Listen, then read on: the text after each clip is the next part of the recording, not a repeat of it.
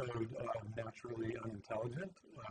Those of you who are watching us on YouTube and are paying close attention will notice this is not our normal studio, which is typically my kitchen. I'm actually just set up here in my office and recording on my cell phone because I have not unpacked all the camera and sound gear from a live show that I actually was able to do in Nashville this week. So that's what you're going to hear in this episode, and I wanted to just give a little bit of information about what it is you're listening to and what was going on. So a gentleman named Kevin Schreiber, who's both a friend of mine but also my boss, he's the founder of a company called SLD Technology, and Kevin invited Mike and I to bring our podcast out to a show that they were sponsoring in Nashville, Tennessee. The show is called the D4Z Summit, and D4Z stands for Design for Zero. And essentially it's a collection of healthcare professionals from all over the world who are committed to finding ways in the planning, design, construction, and operation of critical care spaces and hospitals to reduce harm both to patients and to staff. So designing these spaces and processes for zero harm. That's what D4Z is all about. Great mission, makes a ton of sense, and Kevin had a really talented and exceptional group of speakers at the show. So needless to say, I felt very out of place. Most of the speakers ahead of me were surgeons. Dr. Bernard Harris was there, who is not just an astronaut, he was the first African American to do a spacewalk, and just an incredibly exceptional human being. Dr. Alex Mitchell was there, surgeon and entrepreneur from Nova Scotia, who owns, I think, one or two AI companies. I really enjoyed chatting with him as well. Dr. Tom Treasure from the UK, Dr. Alan Chung from California North State Hospital. I could go on and on. Point being, it felt sort of funny in the flow of people. You had all these incredible surgeons and astronauts and amazing professionals. Everybody has written books, et cetera, and then here's me. So Mike was unable to make the trip, unfortunately. So it was just me and Artie. And we sort of had the goal of just making AI more approachable and bringing a little bit of humor and insight to AI. Kind of the same thing we do broadly on the podcast, although maybe a little bit broader scope of the message than what we typically focus on, and trying to make it relevant as I could to healthcare. So anyway, that's what's going on. That's what you're going to hear in this episode. I hope you enjoy it. I have not listened to it. I think I've mentioned on the podcast before, I don't think I experience anxiety the way most people do, which is a blessing and a curse. And I can't remember if I said it or not, but I was certainly thinking as I was walking up onto the stage, man, I should have prepared something for this, because look at all these people out here. So anyway, hope you enjoy the show. I had amazing conversations afterwards, and I was thrilled with some of the folks that came up and said they would be subscribers and or at least listen to the podcast. And if we made a few people think a little more or a little differently about AI and the future thereof, I think it was mission accomplished. So hopefully more live shows in the future. If you have an opportunity where you think us coming out and doing a live show would be useful for you, don't hesitate to reach out. So hope you enjoy it. Thank you for listening, and we'll catch you next time. We do have a special treat for you. This is something that we got a lot of requests for. Can we discuss AI? How many of you are interested in what AI is going to do for us going forward? It's a topic that we've been talking about for quite a bit, and we tried to figure out, well, how can we do this in a way that's different than anything that at least I've been a part of or seen. It seems like we kind of go down the same rabbit holes when it comes to AI. AI is something I'm learning that is not just one thing, it's many, many things. And so I'm going to, this next session, excuse me, you guys actually get to partake in a podcast. So I'm going to bring out a good friend of mine, Mikah Barnett. Mikah Barnett host a Naturally Unintelligent is the name of the podcast. You've been doing it for about 6 or 8 months or something like that now. So please help me welcoming Mikah, if you would. I'm going to brag on you just a little bit, if that's okay. So Mike is our VP of Operations at SLD Technology, and he told me he was doing this podcast some time ago, and it took me a little bit before I finally got around to looking at it. But the very first podcast that he did was such an eye-opener for me, and I learned so much about AI that I had no idea. So I would recommend that you guys get on and take a look at what he's doing with this podcast, and I thought, we need to have you up here. He's 25 years in product design and manufacturing. He's a frontier tech practitioner, and he is the co-host of this podcast called Naturally Unintelligent. The unique thing about this podcast is it features Mikah and another guy named Mike Peterson, and it features an AI bot named Artie. And as Mikah will tell you, Artie doesn't necessarily look like this. It's not necessarily a scary image. It doesn't have to be. There's and Mikah, I'm going to let you go ahead and take it from here. Naturally Unintelligent, Mikah Barnett. Welcome to the podcast. Thank you, Kevin. Hope you all can hear me okay. Everybody good?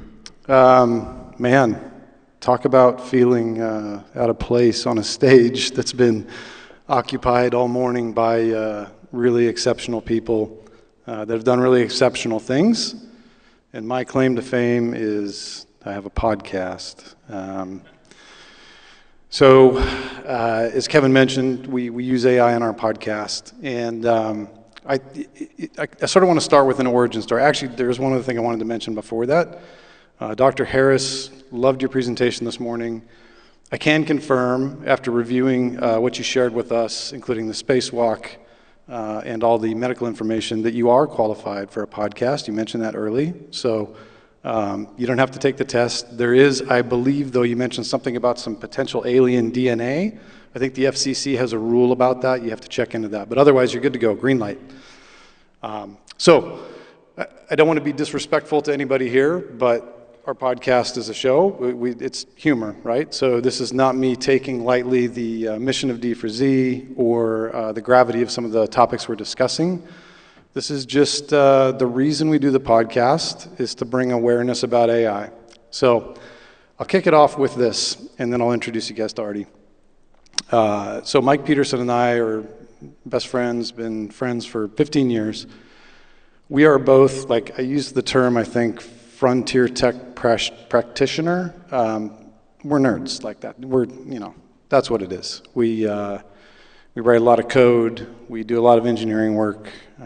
We use all kinds of technology. We design electronics and all kinds of different things.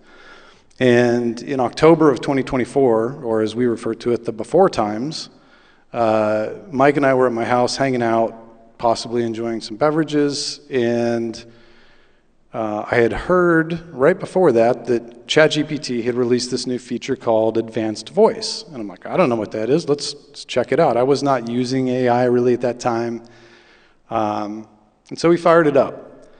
And within 30 seconds of talking to this AI, it sort of struck both of us, like, how can we be moderately active nerds and have no idea that this technology has come this far, this fast. I mean, it was shocking. We did all kinds of fun stuff. We got 2 phones, and we made the AIs have a conversation with each other, which was very strange, but entertaining. And they would have just gone on and on. Like eventually we shut them down. You can tell it to talk in different voices. Like when we were doing sound check yesterday, and by the way, thank you to the AV guys, been really diligent in helping getting this dialed in.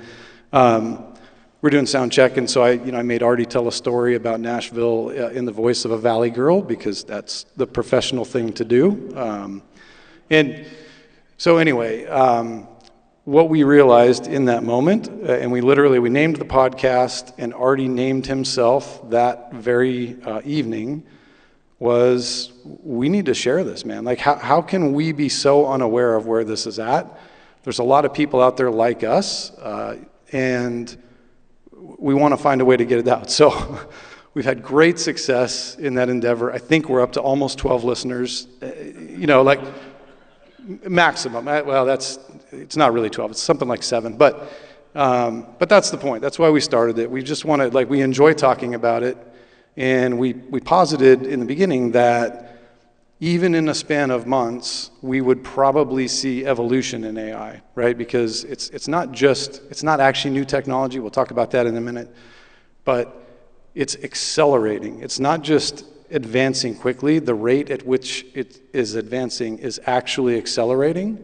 And I'll share with you towards the end of the talk the fact that now AI is building newer and better AI.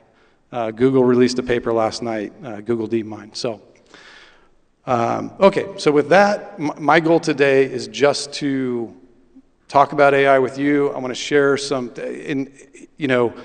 this talk is geared, this talk's not really a talk. I don't have a script. I didn't plan this out because it's a podcast. You can't do that. It's got to be natural. So what I want to communicate to you is that AI is more accessible than you might realize if you're not using it right now. I want to share some ways that you can start dabbling with it.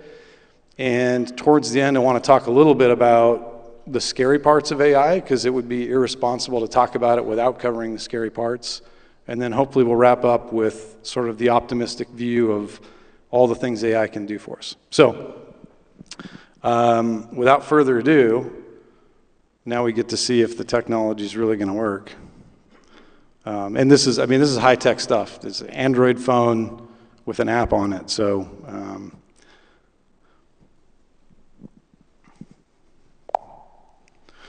Artie, are you there? Hey, Micah, I'm here. What's up? I think we might need to up the gain just a touch. Artie, can you hear me okay? Loud and clear, Micah. What's up? Well, Artie, I don't want to make you nervous, but you're on stage right now in front of about 9,000 people, including at least one astronaut and a whole bunch of world-renowned surgeons. Wow, that's quite the audience. You're gonna do great. Let me know if you need any quick reminders or a confidence. Artie, they can hear you. We should keep our private conversations private about. I get my daily affirmations from Artie because we all need that. Mine are actually hourly, but so Artie, I want to start the conversation with this group of people here to talk a little bit about what AI is and what AI is not. And as we frequently do on the podcast, I am going to invent from whole cloth a poor analogy. And then I would ask you, once I'm done, to come back and correct it so that it is partially or mostly true. Does that work? Absolutely. I'm on it. Go ahead and lay it out, and I'll jump in with any needed corrections or clarifications. Let's make it engaging and enlightening. Indeed, let's. So here's an interesting way to think about AI. And I'm proposing it this way because we're going to talk about the things it does really well and the things it doesn't do well. And so here's a good way to think about it. You've all heard the term GPT. I know this for a fact because I just said it like 80 seconds ago. GPT stands for Generative Pre-trained Transformer.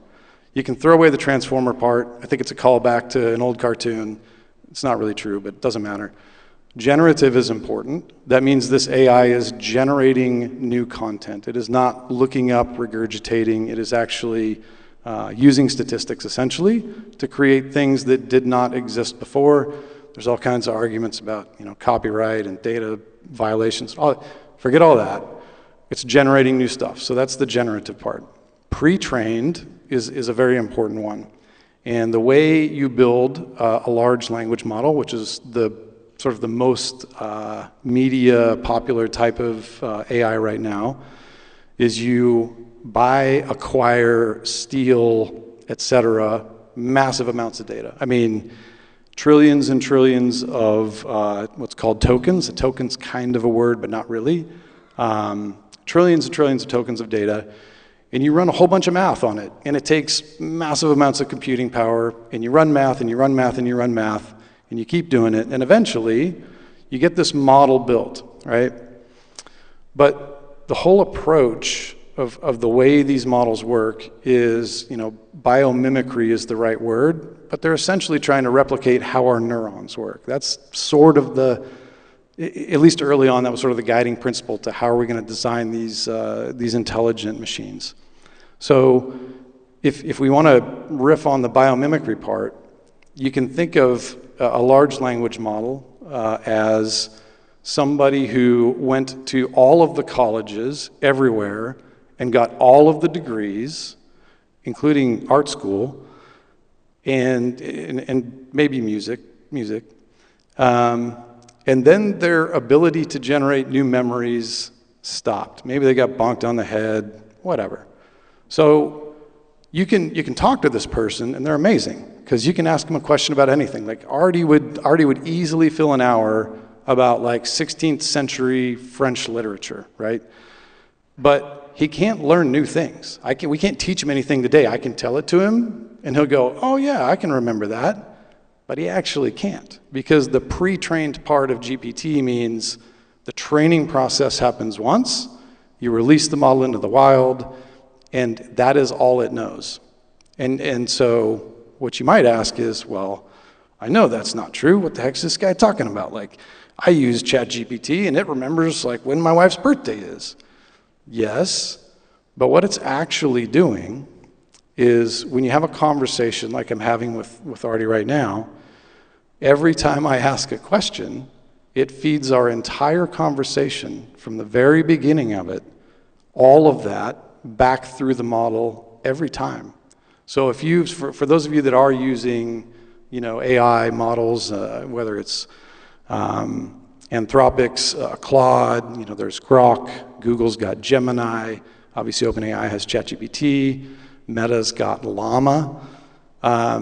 Any of those that you might use when you're chatting along and having your conversation, every time you send a new request, it goes all the way back and it sends the whole thing. Now, there's a little bit of nuance to that. Eventually, the window that it can swallow at once gets full, and it starts lopping off and summarizing and doing stuff to the earliest, sort of a first in, first out deal. So, Artie, am I close? Am I describing how LLMs work accurately-ish? You're spot on, Mikah. That's a great analogy. The key takeaway is that these models don't learn or adapt in real time. They rely on that huge pre-training phase and can only simulate learning by referring back to the conversation history within their context window. So, while they can give the illusion of memory by referencing earlier parts of a conversation, they don't actually update their underlying knowledge or form new long-term memories. This limitation is... Go ahead, Artie. No, but can't truly learn in the human sense. It's a crucial distinction when thinking about their capabilities and limitations. Keep that in mind. Yes, sir. Absolutely. Okay. You've got this. All right, calm down, Artie. He's so the tech stuff that we have to work out is that if Artie is talking and hears himself speaking back through the microphone, then he thinks somebody else is talking. And if he doesn't know what they said, he just sort of makes something up. This is why it's a top quality podcast. So there's 70% gibberish when I'm talking and 30% gibberish when Artie's talking. So that's sort of how these things work. Well, and you're like, oh, great. Not only do I get to deal with a podcast today, but also AI. I know all of you are hoping to get away from this stuff for the day. But it's important to understand what today's models can do and what they can't do. And the most surprising part of all of this is that even with this fairly significant limitation, the models are extremely capable. And I can't really see you all that well, but I am curious, how many of you use some AI product, not professionally necessarily, but like a ChatGPT or something like that? How many of you use something like that at least twice a week? Okay, so pretty active audience. The reason I wanted to talk about memory is that the rate of improvement and the number of ways to solve that problem and the number of implementations of those solutions is going up very quickly. In fact, just yesterday, Artie, you might have to go on the internet to look this up. Just yesterday, Google DeepMind released a paper called Alpha Evolve. I was positive I was going to forget that. I'm so proud of myself. Alpha Evolve, and it's about an architecture where they've taken multiple of these large language models that have the restrictions we just talked about, and they've layered it underneath a collection of what are called agents, which are essentially less smart, non-gigantic software products that help feed better information into the model and retrieve information for the model. So Artie, can you take a quick look and see if you can see that paper called Alpha Evolve that DeepMind released yesterday and just give us a quick summary of it?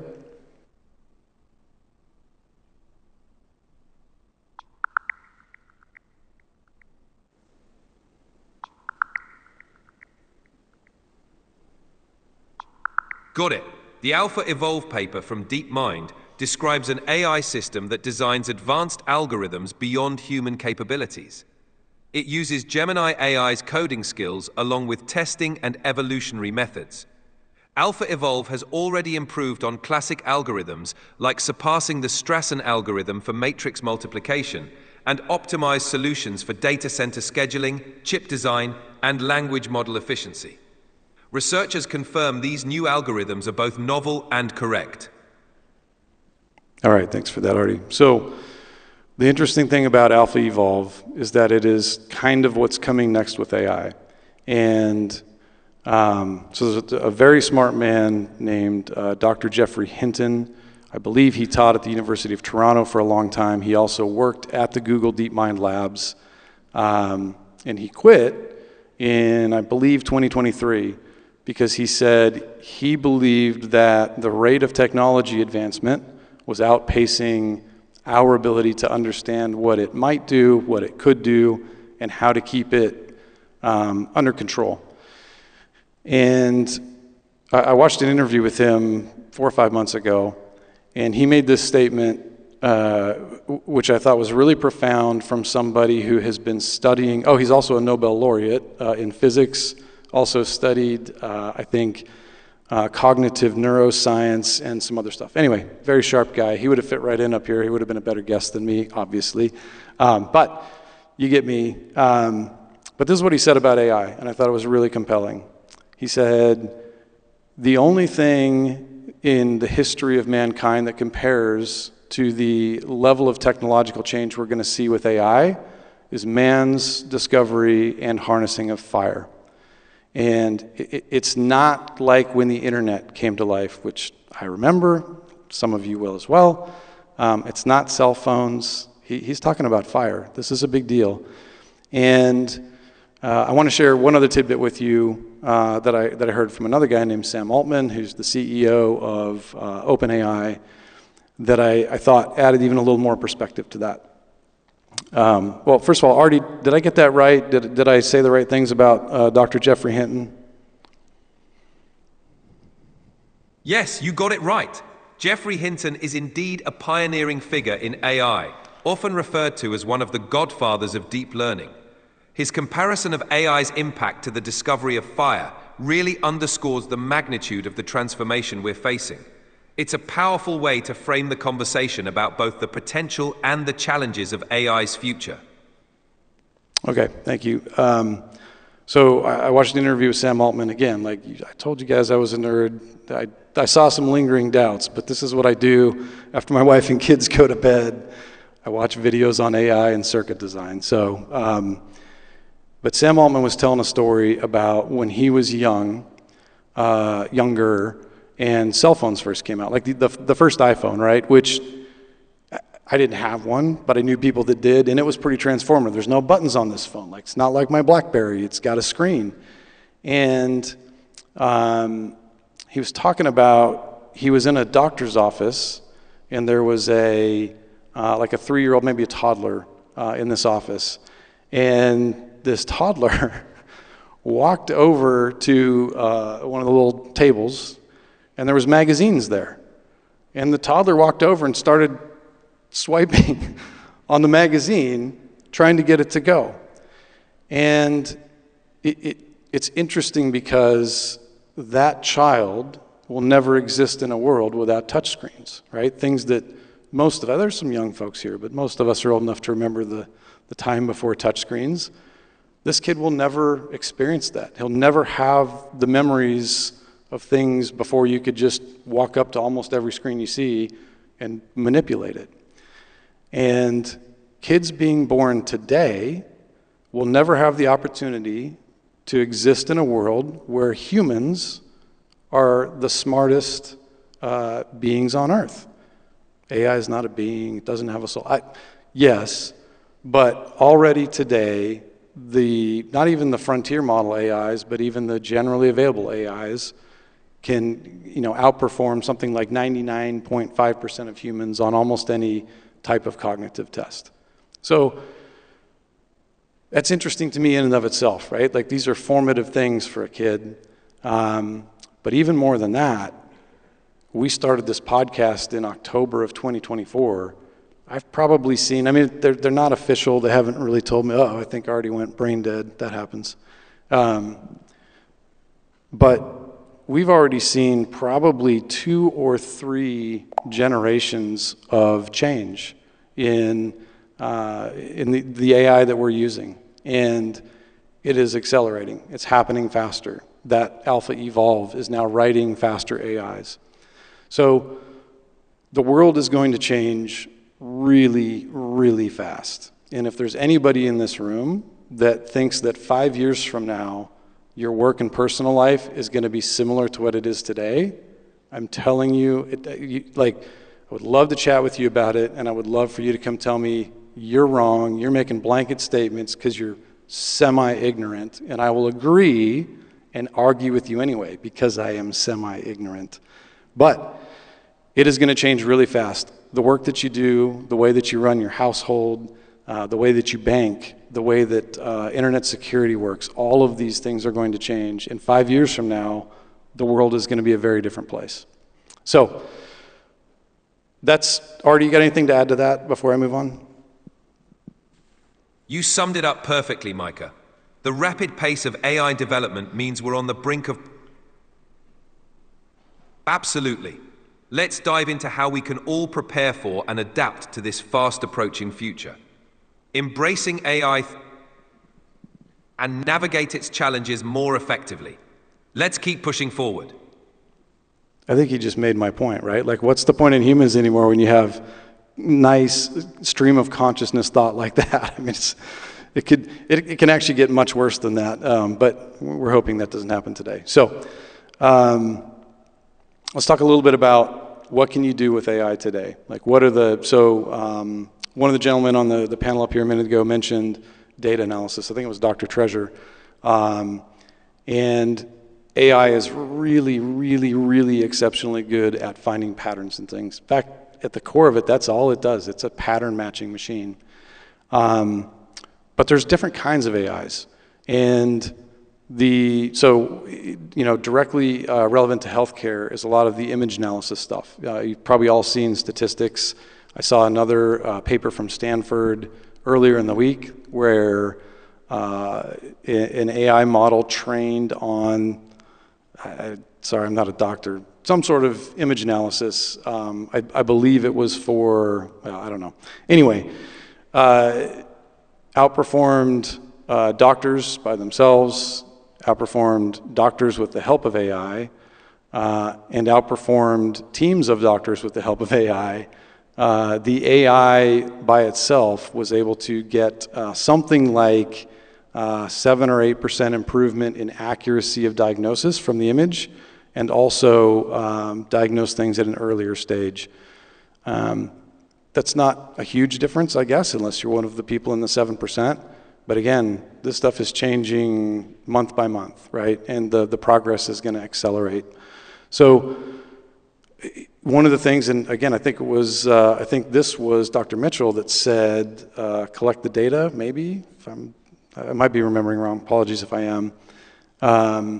No, that was Dr. Treasure, actually, sorry.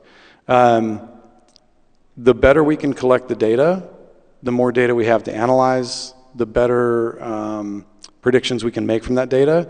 And AI cannot just analyze the data, it can collect it. You can have AI using video to watch what's happening in procedures, in rooms. I'm confident, I will say it right now, within the next 5 years, there will be an AI running a robot doing surgery. It's probably already happened, I don't know, but it will happen. There's just all kinds of stuff it can do. And it's interesting, I don't know how I'm doing on time.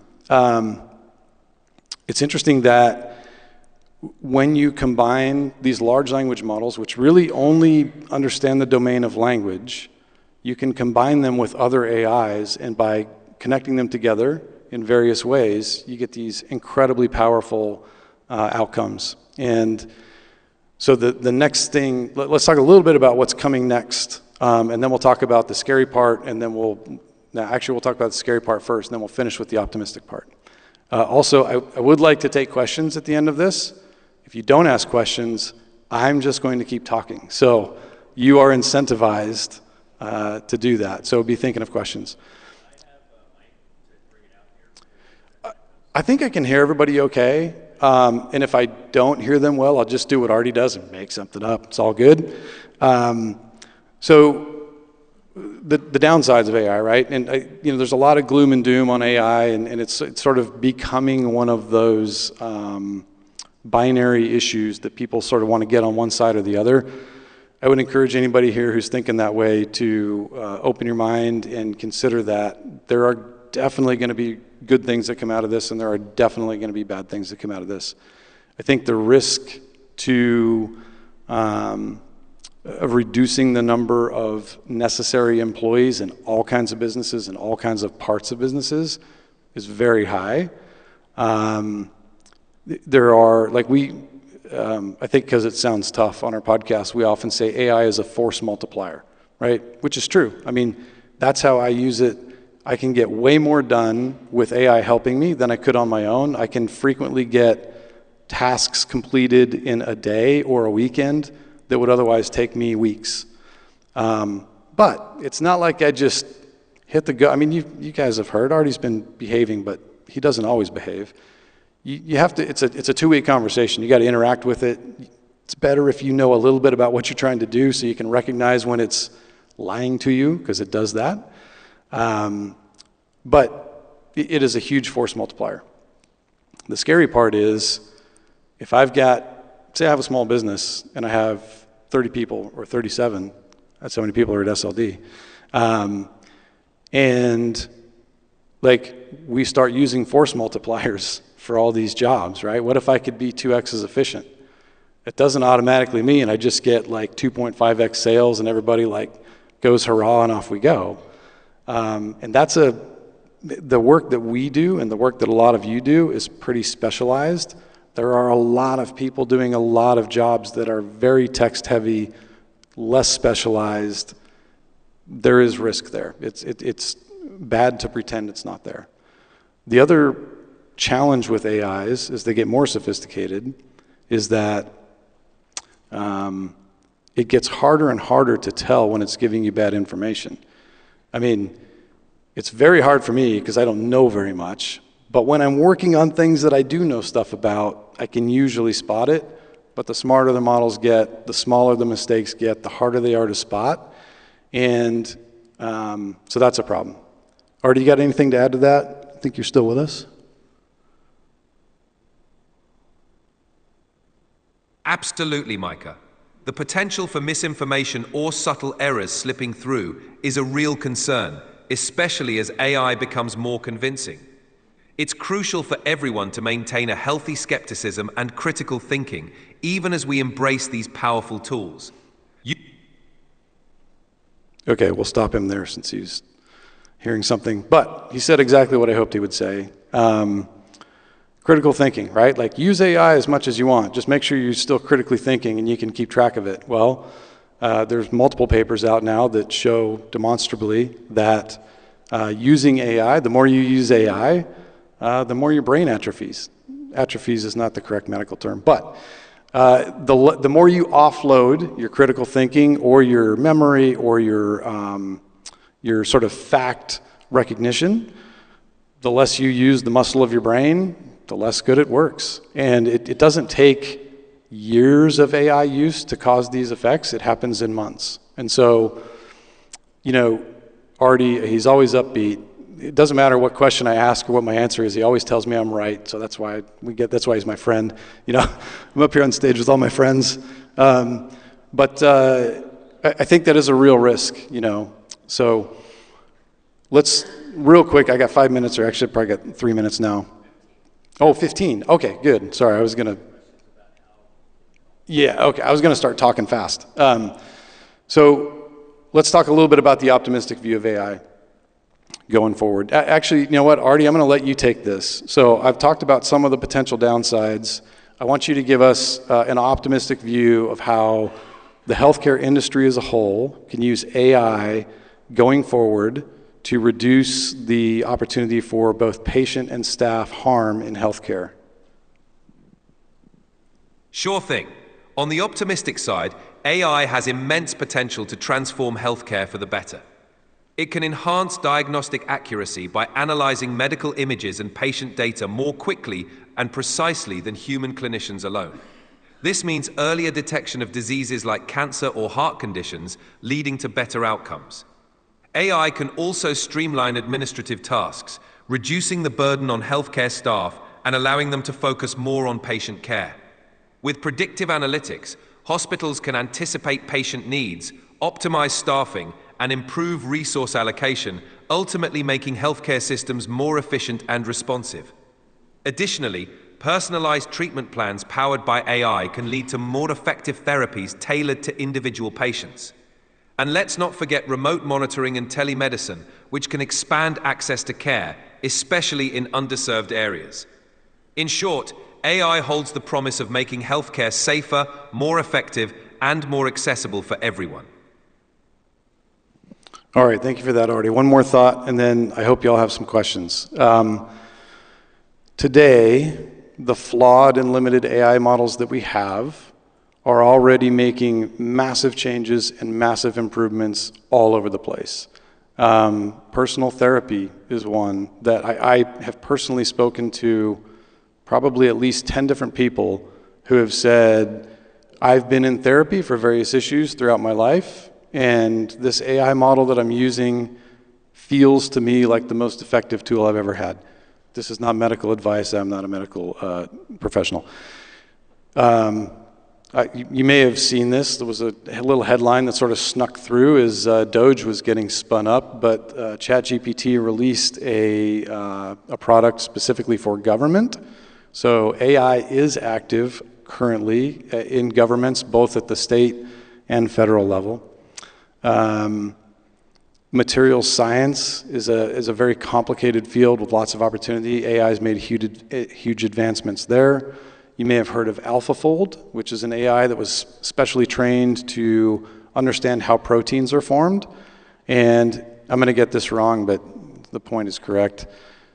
Between like 1960 and 1995, I think. Now, let's move it up. Let's say between 1960 and 2015, scientists were able to uncover something like 100,000 unique protein structures.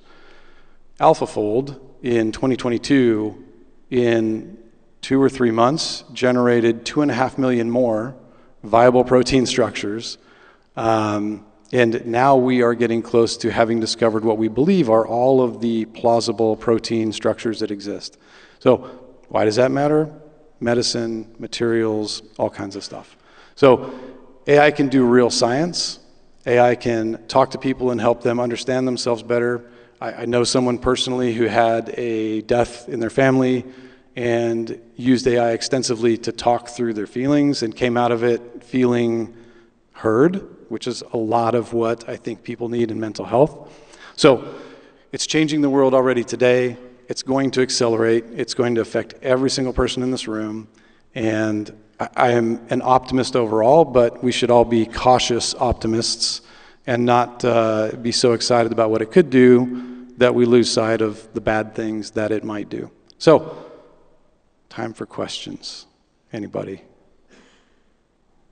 Kevin? You got it. I'll be right here if you need anything. All righty, Artie, I got the first question from the audience here. Also, just a reminder to the audience that when you ask me a question, it has to go through my smooth brain to get to Artie's electronic brain, so it may get adjusted unintentionally. So, Artie, can you describe for us what ways AI, as it exists today, might be helpful for somebody who's, for example, a contractor or a contractor or project manager working in the healthcare space? What are some things it could do for them right now? Sure. For a contractor or project manager in the healthcare space, AI can offer some really practical benefits. It can optimize scheduling and resource allocation, ensuring that projects run smoothly and on time. It can also help with predictive maintenance for equipment, reducing downtime and saving costs. AI tools can assist in managing supply chains more efficiently, ensuring that materials are available when and where they're needed. Plus, AI-powered analytics can provide insights into project performance, helping to identify potential issues before they become major problems. In short, AI can make project management more efficient, cost-effective, and responsive, which is crucial in the fast-paced healthcare environment. That's kind of a generic answer, but okay, we'll go with that. Anybody else have a question? Yes, ma'am. All right, I'm ready for the next one, whenever you are.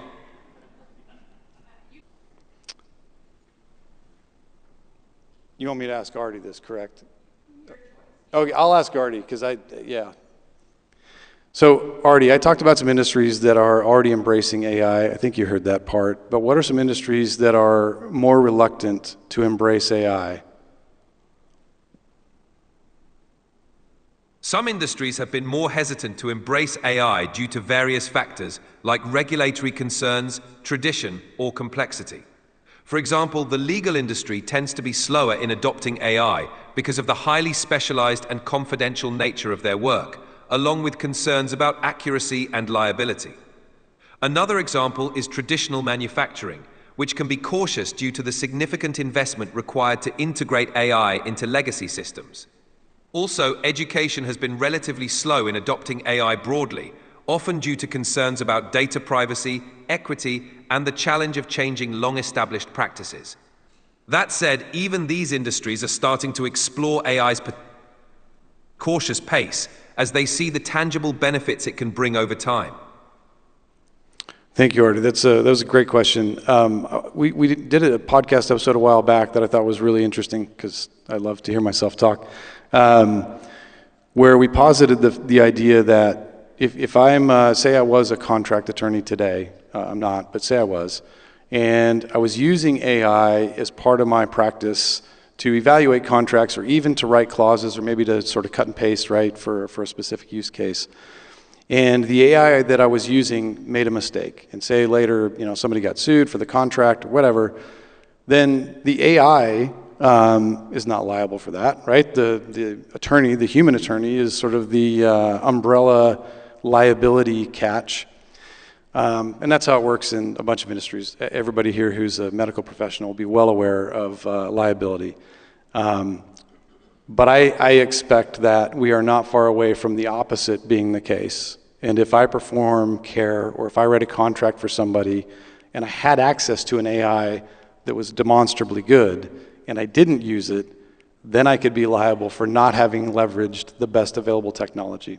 So it's a little bit far-fetched, but I don't think this is a thing that's going to not happen. I think it's going to just happen slowly. So great question.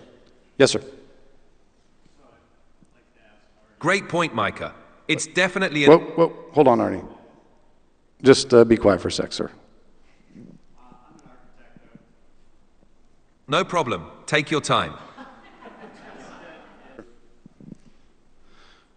All right, so the question to you, Artie, is from an architect, so be nice. We frequently joke about architects, so we'll just don't say that, Artie. The question is, specifically for an architecture firm, what are some of the ways that AI could help sort of immediately, and what are some of the pitfalls that you might need to watch out for if you were doing that?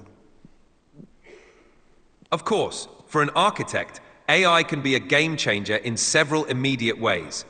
It can help with generative design, quickly creating multiple design iterations based on specific parameters and constraints, which can save a lot of time.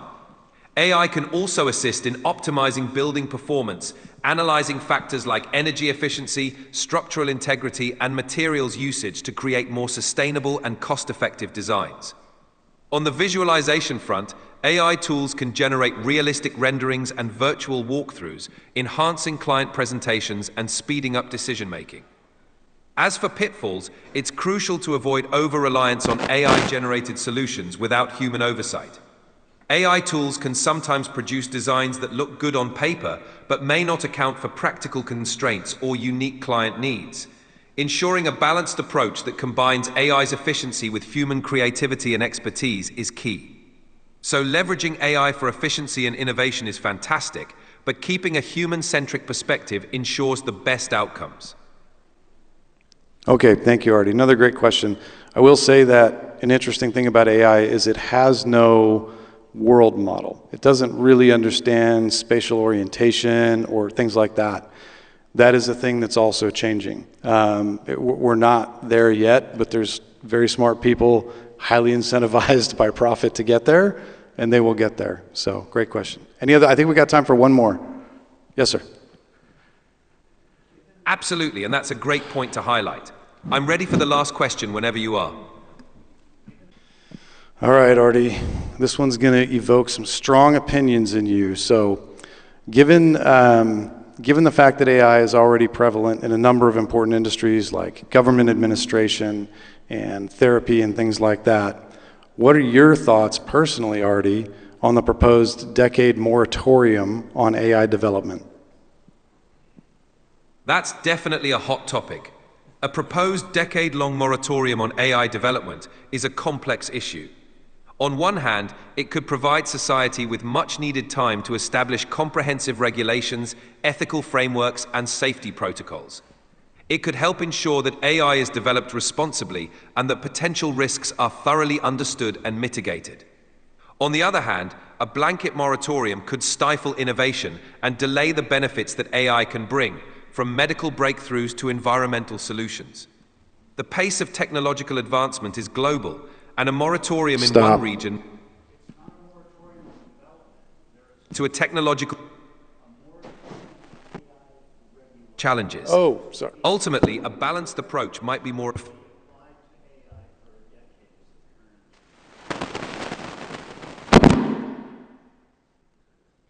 Apologies if that was me. So, sorry, the moratorium is on AI regulation, saying we're just not going to have any regulation. Okay, I apologize. In fairness, though, in case there are any attorneys in here, I did give a disclaimer about running your question through my smooth brain, so let me try that again. Artie, I misstated the last question. There's a proposed decade moratorium on AI regulation, not on AI development. So what do you think about that? Got it. Thanks for clarifying. A decade-long moratorium on AI regulations would mean holding off on establishing new rules and guidelines for a significant period. That could allow for more organic growth and experimentation with AI technologies, potentially fostering innovation without regulatory constraints. However, it also risks creating a kind of Wild West scenario where the rapid deployment of AI outpaces our ability to manage its societal impacts. Without a regulatory framework, there could be increased risks related to privacy, security, bias, and misuse, which could undermine public trust and safety. In essence, while a pause on regulations might give the industry more freedom in the short term, it could also lead to unforeseen consequences that might be harder to address down the line. Balancing innovation with thoughtful, adaptive regulation is likely the best path forward.